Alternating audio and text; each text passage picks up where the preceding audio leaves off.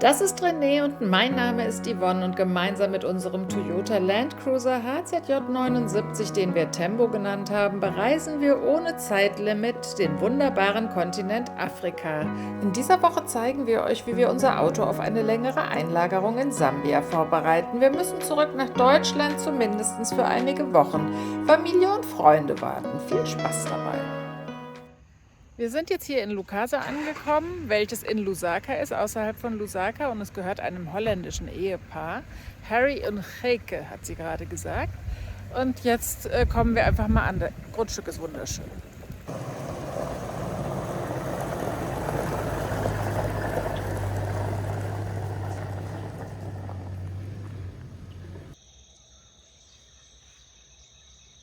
Was ein schöner Officeplatz. Ich muss ja schon sagen, das ist fast wie geplant, ist es aber gar nicht.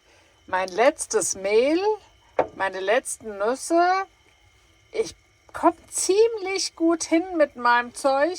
Jetzt wird das letzte Brot gebacken. Exakte 354 Gramm Mehl habe ich da jetzt noch rausgekriegt, hätte ich nicht gedacht.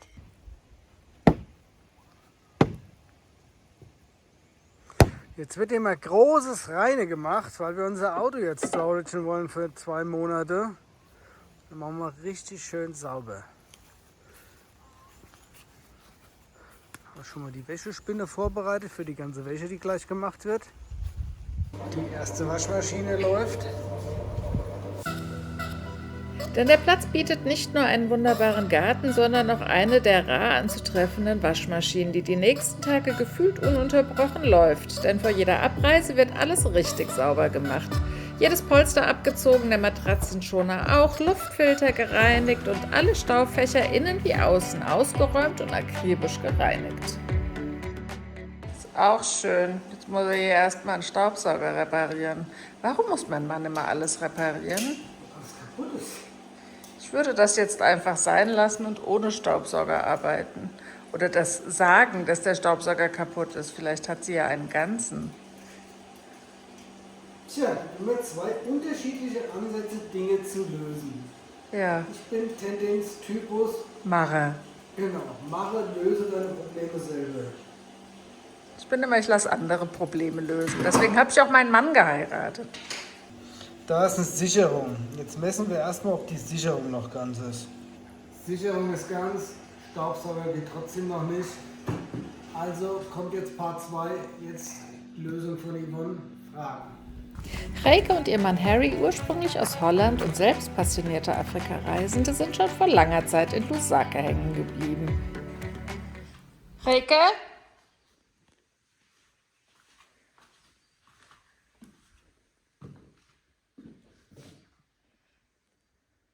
Na, das ist doch auch sehr nett. Bei den beiden kann man nicht nur, wie bereits gezeigt, in ihrem wunderschönen Garten im eigenen Fahrzeug nächtigen, sondern auch in ihrem ursprünglichen Wohnhaus ein Zimmer beziehen und abends an der langen Tafel Platz nehmen und von Heike lecker bekocht werden, auch mit selbstgezogenem Salat. Eine Seltenheit auf unserer Reise bisher. Nachdem unsere Gastgeberin jetzt gerade nicht da ist, widme ich mich jetzt einfach mal ein bisschen der Handwäsche. Fertig. Wir haben nicht schönen, aber wunderbar strapazierfähigen Teppich am Boden. Aber auch der muss immer mal geschrubbt werden, gerade nach der Regenzeit mit Matschschuhen rein und raus.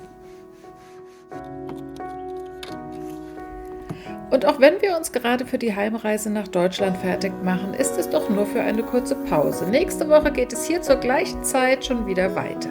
Und daher, wenn euch die Filme gefallen, dann haut doch auf den Abo-Button und aktiviert die Klingel, damit ihr nichts verpasst.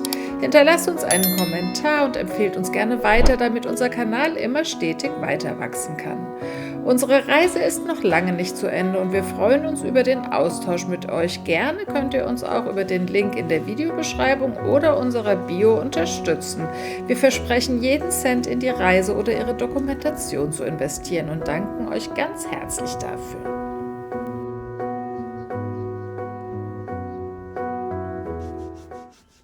Juhu, Chaos.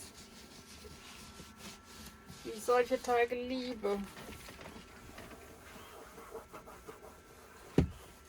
Aber an so einem Ort wie hier ist das ganz praktisch, weil man kann sich schon ausbreiten, man hat Wasser, man hat Strom und deswegen ist das hier einfach praktisch, mal alles in die Hand zu nehmen und abzuwischen.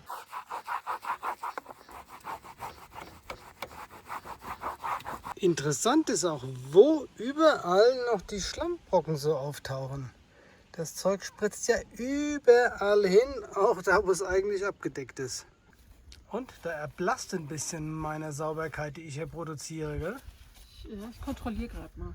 Nein, natürlich kontrolliere ich nicht. Ich gucke nur mal, was ich hier noch so alles habe. Selbstverständlich kontrolliert sie. Nein! Endspurt. Naja, beim ersten Mal. Die zweite Wäsche wartet schon.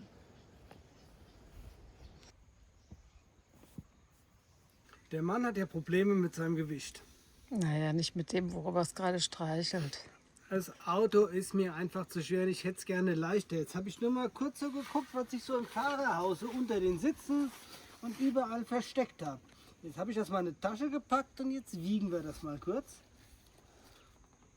Das sind schon mal gute 27 Kilo. Jetzt wollen wir mal gucken, was das so alles ist. Das ist der Schlitten vom Highlift. Der Rest vom Highlift ist hier vorne auf der Stoßstange vorne mit dran, zur Gewichtsverteilung.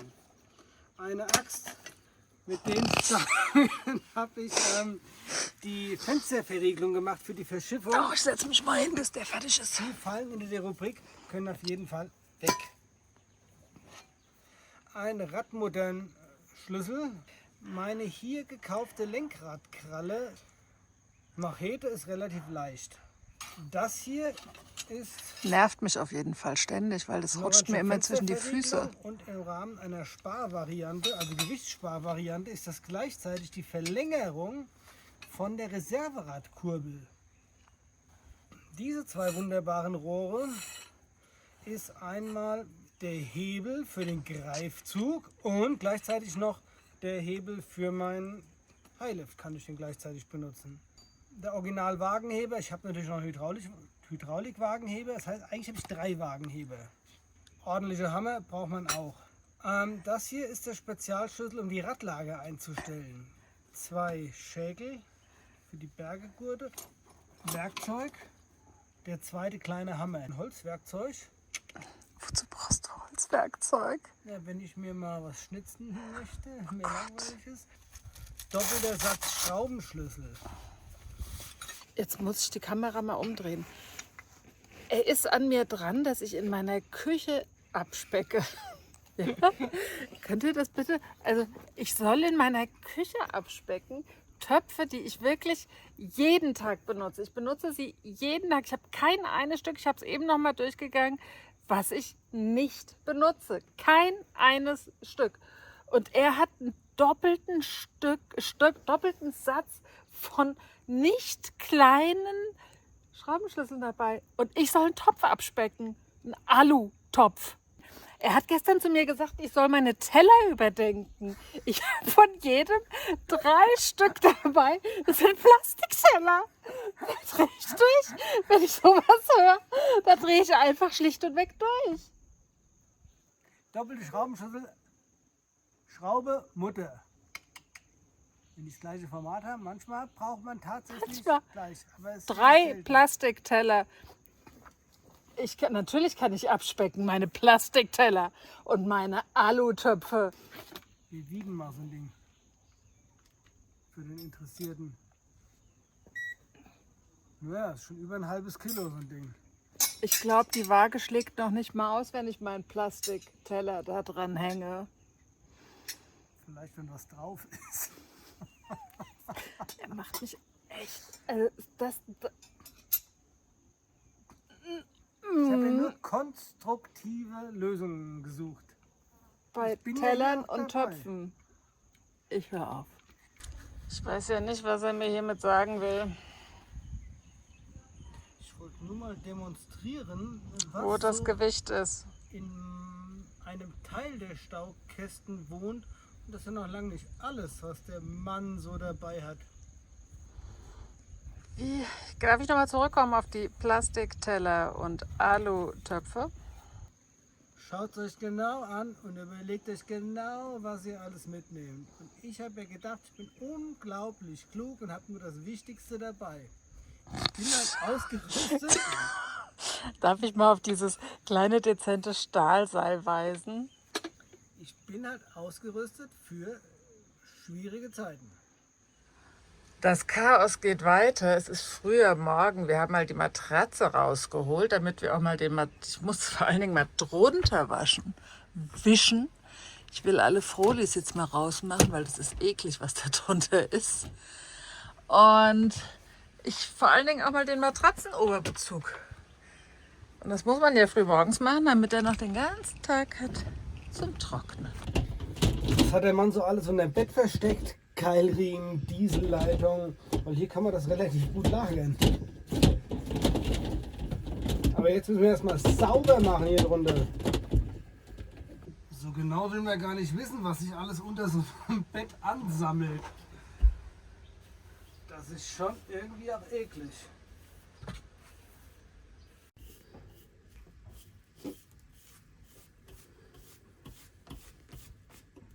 Soll die Assistentin jetzt mal das Werkzeug her? Hopp. Klappt doch.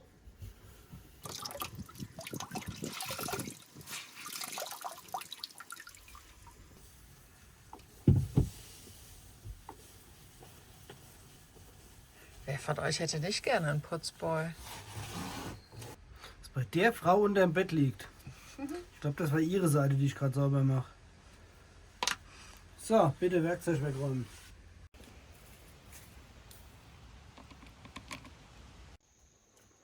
Das ist auch sehr schön. Hier gehen die Hunde zwischendrin mal in den Pool. Das habe ich ja auch noch nicht erlebt. Ha, Jungs. So, und was machen wir hier nebenbei? Wir buchen, oder die Dame bucht gerade das Rückflugticket. Ich versuche es, aber es funktioniert irgendwie nicht richtig. Wir fahren in die Stadt und schmeißen uns ins Getümmel. Von Lusaka. Von Lusaka. Lusaka ist ja als Stadt zweigeteilt durch eine Bahnlinie, durch die sie ja auch entstanden ist 1905. Und das ist bis heute so, dass es nur 3 Bahnübergänge vom westlichen zum östlichen Teil gibt. Jetzt müssen wir mal gucken, ob wir einen von diesen 3 Übergängen finden. Ich muss ja sagen, bisher ist das die vollste und lebhafteste Stadt. Was den Verkehr angeht. Was den Verkehr angeht. Aber hier sind ja so viele Menschen auf der Straße. Das ist ja hier voll der Ameisenhaufen. So, und jetzt überqueren wir die Bahngleise. Der Beginn der Stadt. Wir sind hier jetzt in einem kulturellen Dorf. Hier wird allerlei, was wird denn? Allerlei Kunsthandwerk wird hier angeboten und das ist echt ganz schön. So then we have to go in. I have to film a bit. Mind your head. It's okay.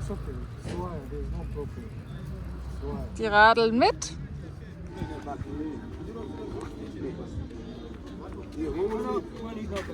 Coming and giving me back. No, it's fine.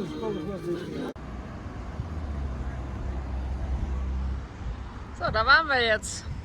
Waren wir mal ein bisschen shoppen. Und jetzt gehen wir auch wieder heim. Habt ihr das gerade gehört? Der Begriff Heim und Zuhause relativiert sich unterwegs nämlich immer wieder. Machen wir uns gerade bereit, doch nach Hause nach Deutschland zu fliegen, fühlen wir uns aber auch so wohl im Lukasa, dass wir es automatisch auch Heim nennen. Darüber schmunzeln wir selbst immer wieder, doch zunächst gilt es etwas Organisatorisches noch für Tembo zu erledigen. Wir gehen noch mal ausessen. Mit Musik. In der Einkaufsmall. Aber besser als nichts. Und ich war vorher noch in so einer Autobude und habe mal geguckt wegen meinen Federbuchsen. Weil ich ja glaube, in Windhoek haben mir die freundlichen Jungs leider die falschen Federbuchsen da reingemacht. Und die sind schon wieder komplett durchgenudelt und die Feder schlägt quasi im Bolzen schon an, weil das Gummi weggenubbelt ist. Jetzt habe ich aber hier gesehen, wunderbar, die haben perfekte Kunststoffbuchsen, die man da einsetzen kann. Und das finde ich dann schon immer wieder ein bisschen toll beim Thema Toyota fahren. Hier gibt es halt überall die Teile quasi in jeder handelsüblichen Bude, kriegt man die Sachen, die man braucht. Finde ich irgendwie geil. Kenne ich in der Form nicht, weil 20 Jahre lang Hanomag gefahren, gab es überhaupt keine Werkstatt, die überhaupt wusste, dass es so etwas gibt. Und mit einem 30 Jahre alten MAN ist das mittlerweile auch nicht mehr besser. Keine Nachtfahrten soll man immer machen. Und was machen wir? Wir waren halt eben noch mal schnell was essen nach dem Einkaufen und zack, ist es schon wieder dunkel. Aber das wird schon. Wir machen das ja eigentlich beide ganz gerne. Unser letzter voller Tag bricht an. Und wir nehmen mal unseren morgendlichen Kaffee hier am Pool ein. So, da werden wir begrüßt.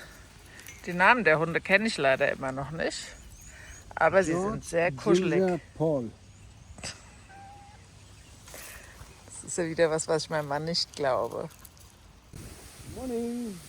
How are you? Good. Hello, good morning. Morning.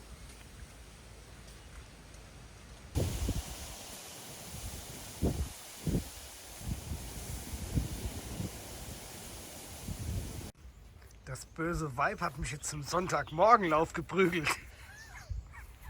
Ich sag nichts dazu, vor allen Dingen, ich habe noch... Nein, ich sag nichts.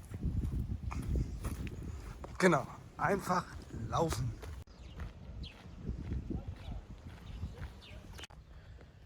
Wir haben ein Mini-Chamäleon gefunden und das lebt jetzt auch noch. Okay, René versucht ihm jetzt, wir werden ihm jetzt Wasser geben, hat er beschlossen. Das arme Kerlchen. Wasser und Grünzeug. Ja, dann nehmen wir das jetzt mal mit. Ich habe gerade gestern gelesen, es gibt 400 verschiedene Chamäleonarten. Die meisten, wir haben jetzt hier eine davon in der Hand.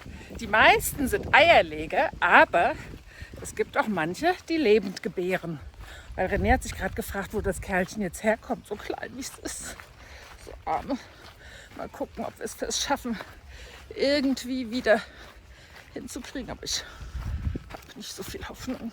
Aber jetzt gibt es erstmal ein paar Tropfen Wasser. Dann gucken wir mal, wie es sich entwickelt. Kratzen wir irgendwo aus einer Autoritze, kratzen wir mal eine Mücke raus, dann gibt es noch was zu futtern.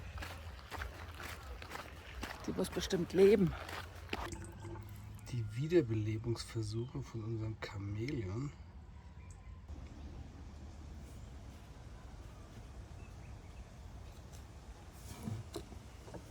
Ich würde sagen, wir lassen es jetzt einfach mal in Ruhe und gucken mal, wie es weitergeht. Da kommt schon die erste Ameise, die jetzt gleich gegessen werden kann. Also in Wahrheit, das macht keinen allzu guten Eindruck. Der Mund geht ab und zu mal auf. Ich tue immer mal einen Tropfen Wasser rein.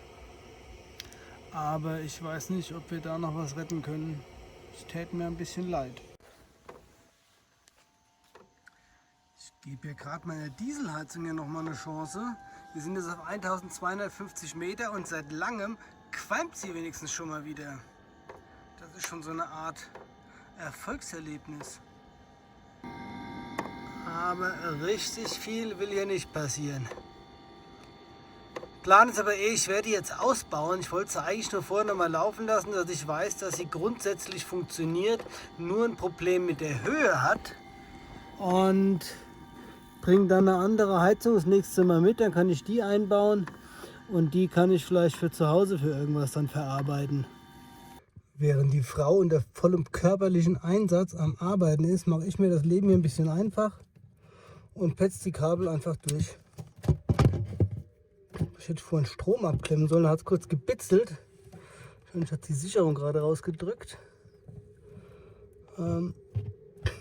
So, jetzt haben wir einmal schnell den Kabelstrang von der Dieselheizung durchgepetzt, damit ich die Kabel, ich will den Koffer wieder rausholen, damit ich die Kabel da rausziehen kann. So, oben das Kabel abgepetzt, damit mir hier der Stecker nicht im Weg ist. Und jetzt fuddeln wir das Ding hier mal hier raus.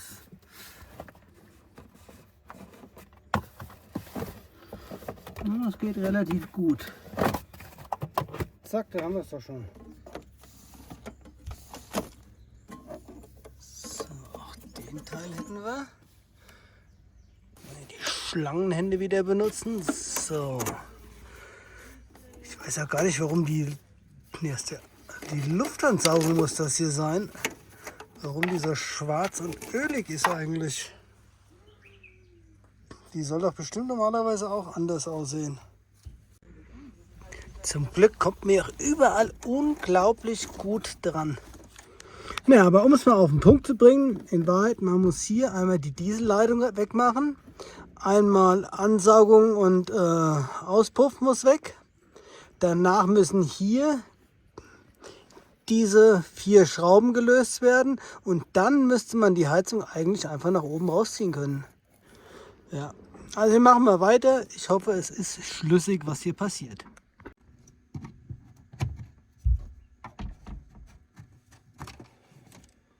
So, wir hoffen, dass das andere Ding genau die gleiche Größe hat, damit das hässliche Loch da nicht bleibt.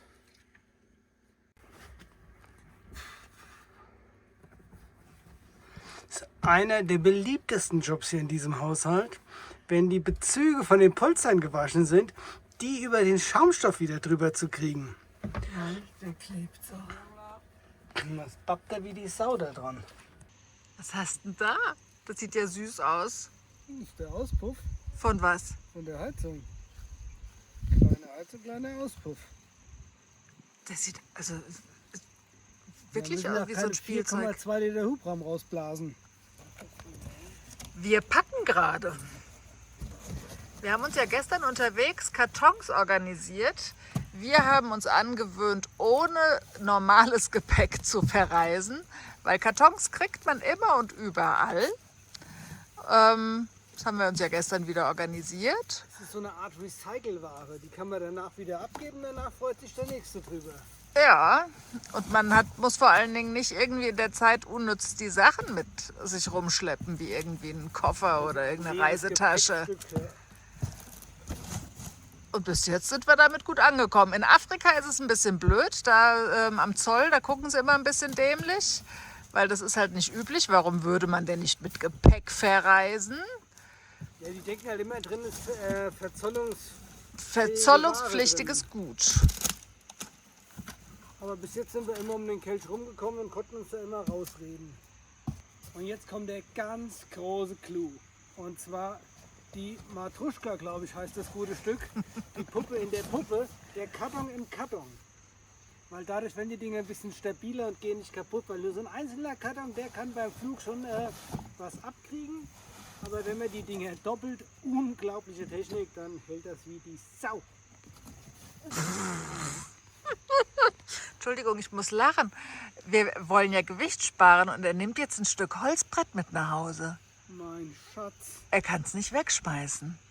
Ich habe schon so ein bisschen Messi bei mir. Also, Nee, das ist ein gutes Stück Siebdruckplatte. Ja, Das ist es. Top eigentlich für den Wagenheber als Auflage, wenn du im Sand oder im Dreck stehst, ist das Ding eigentlich perfekt. und wofür hast du es mitgenommen? Ja, genau dafür. Jetzt gibt es halt keins mehr, jetzt muss ich halt ein Sandblech nehmen und mein kleines Stückchen Holz, was ich habe. Ich wollte gerade sagen, das hast du noch kein eines Mal benutzt, dieses Ding. Aber davon könntest du doch jetzt das Regal bauen. Weil er will ja auch wieder auf dem Rückweg, will er wieder Holz mit hierher bringen. Ja, aber das ist schwere Siebdruckplatte und das sieht ja nicht schön aus. Du willst ja innen drin bestimmt ein schönes Regal haben. Ja. Siehst du? Also das fällt mir schon unglaublich schwer, das Ding jetzt wegzutun. Weil wenn du mal irgendwo stehst, den Wagenheber, der steht ja schön solide drauf. Das ist ein sehr gutes Arbeitsbrett, da kann man auch mal ein Lager rausklöppeln oder sowas drauf. Also es gibt ganz viele Anwendungen, wo man dieses Brett gut gebrauchen kann. Hast du es schon mal gebraucht? Ich habe es, glaube ich, ja, hab ich schon mal benutzt für einen Wagenheber, ja. Einmal. Ja, aber ging auch ohne. Aber wenn wir zurückkommen, dann muss ich die Federbuchsen austauschen. Da brauche ich dann nämlich all meine Wagenheber. Und da wird es dann richtig spannend. Ich erinnere euch dran. Ich sollte Plastikteller aussortieren. Einmal. Weg ist es. Na, ich bin gespannt, ob es da auch noch drin ist, wenn der Karton zugeklebt wird. Ich kämpfe dafür noch mit dem dritten Berggurt. Von 4. Nein, von 3. Einen habe ich ja schon zurückgebracht. Das heißt, unsere Rettungskette wird immer kürzer. Also wir haben jetzt nur noch 20 Meter Stahlseil, einen 22 Meter langen Bergegurt und einen 9 Meter langen Bergegurt. Also wir kommen nur noch auf 50 Meter. Weiter darf der Baum nicht weg sein. Ah ja.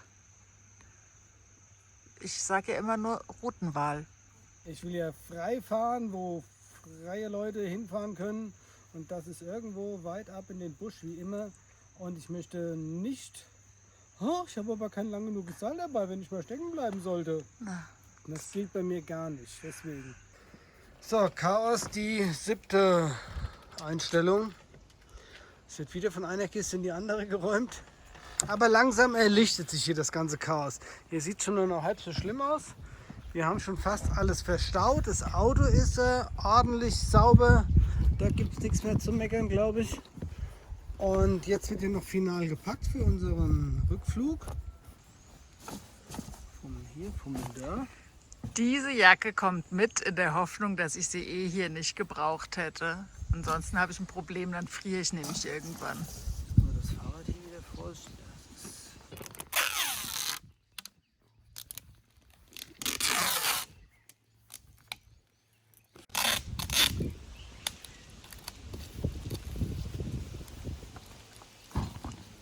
Fertig. So, Kühlschrank als letzte Aktion noch gereinigt.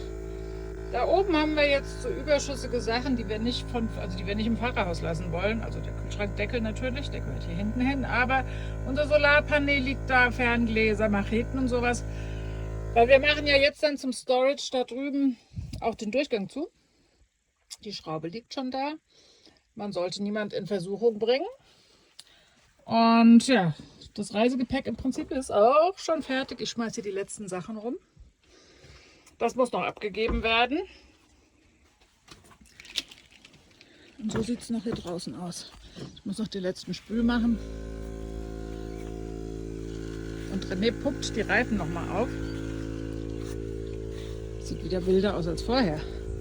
Er pumpt noch mal die Reifen auf, weil das ist ja immer auch eine große Gefahr, wenn man lange steht, dass man dann zurückkommt und platte Reifen hat. Das wollen wir ja nicht. Deswegen noch mal ein bisschen Druck drauf. Druck baut sich auch innerlich bei uns auf. Die letzten Stunden sind ja immer sehr spannend. Es gilt noch, Tempo in sein Lager zu bringen und den Flieger zu erreichen. Noch sieht es ja nicht danach aus. Jetzt machen wir hinten noch ein bisschen Luftdruck drauf. Wir erhöhen immer den Luftdruck, wenn der Wagen länger steht, damit man sich keine Standplatten einholt. Sonst werden die Reifen, wenn die länger stehen, können die so eine Unwucht dadurch kriegen. So, jetzt haben wir ungefähr 3,5 Bar. Ich gehe mal so auf 4,5 Bar. Und begleiten kann ich ja noch gleichzeitig Wasser machen. So, die Ablassventile öffnen. Hier noch das vom Boiler, damit der leer läuft. Und jetzt holen wir mal die Filter raus. Unser Vorfilterchen, das ist aber auch schon wieder ganz schön zugesetzt. Haben wir das eigentlich aufgeschrieben, dass wir da einen neuen mitbringen? Selbstverständlich mit Nummer und allem. Ich wollte das ja schon vor ein paar Wochen bei unserem Kind bestellen, aber das durfte ich dann nicht, damit ich den nicht aufrege. Der hat genug zu tun. Weil das sind Einwegfilter.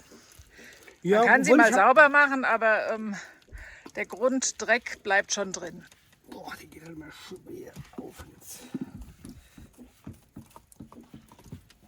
Achtung, nicht ins Auto. Er hat wieder Schweinerei gemacht. Nur ein bisschen. Wenn ich das gemacht hätte, Dann hätte es richtigen Anschiss gegeben. dann hätte er mich wieder angeguckt, als wäre ich der Depp vom Dienst, weil ich immer so schusselig bin. Warum machst du den jetzt raus? Weil eigentlich wird es ja hier nicht frieren. Ich will, dass er trocknen kann, dass er nicht die ganze Zeit in seinem eigenen Gammel steht und für sich vor sich hinschimmelt. Deswegen mache ich den raus. Deswegen ist immer, wenn wir nach Hause kommen, das ist ja immer so die Frage, wir reden ja viel von zu Hause, welches ist unser Zuhause? Wenn wir wieder zum Auto zurückkommen, dann ist es immer erstmal ein bisschen ein Gehässel, bis erstmal wieder alles montiert ist. Man kann nicht einfach einsteigen und losfahren. Deswegen, ich habe immer im Auto 1, 2 Flaschen Wasser für den Anfang, damit man schon mal den größten Durst, den man ja immer nach einem Flaggenflug hat besänftigen kann, löschen kann. Er bruspelt wieder. Was soll ich mal näher gehen? Als nächstes hat er angekündigt. Blasen wir jetzt mal mit Druckluft die Leitung leer. Wäre mein Plan. Das probieren wir jetzt mal aus. Das müsste ja auch gehen. Ach, manchmal denkt er dran, laut und deutlich zu sprechen. Testlauf. Da was rauskommt.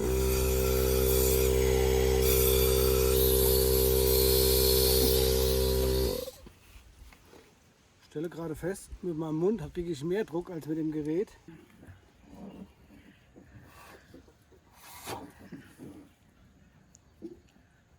Was machst du jetzt? Kompressor spielen. Ah, da kommt jetzt richtig Wasser raus. Ja, super Lunge. So, ein letztes Mal noch diesen Gang gehen. Zumindest für dieses Mal. Wir sind jetzt bereit, haben geduscht. Und gleich geht's los. Unseren Storage-Platz für das Auto aufsuchen. Jetzt muss ich erstmal einchecken. Das ist jetzt die Zufahrt zu unserem Storage-Place.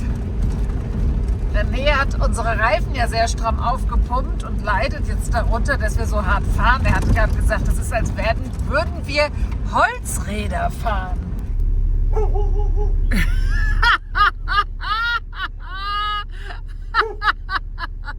Da ist ein Schild Beware of the Dog und zack, kommen 2 Schäferhunde raus.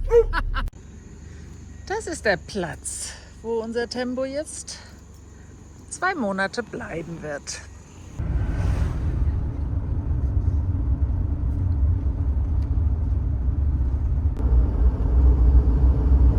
Hier werden wir nochmal mit einem schönen Sonnenuntergang verabschiedet. Kenneth Counter International Airport.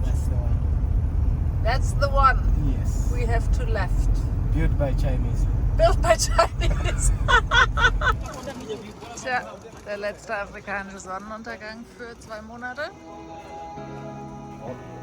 Uns begleiten immer gemischte Gefühle bei Abreise. Die Freude auf unsere Kinder und die Familie überwiegt natürlich. Aus 2 Monaten wurden dann ganz schnell 4 in Deutschland, aber für euch geht es schon nächste Woche weiter. Dann könnt ihr uns dabei begleiten, wie wir Tempo innen aufhübschen. Denn das Holzinterieur, das für uns nach Saunalandschaft aussah, gefiel uns gar nicht. Also bleibt am Ball, wie gesagt, empfehlt uns gerne weiter und begleitet uns dabei, wenn wir in den nächsten Monaten dann Ostafrika unter die Räder nehmen. Wir danken euch für eure Aufmerksamkeit und euer Interesse und sagen Tschüss und Bye-bye bis nächsten Sonntag.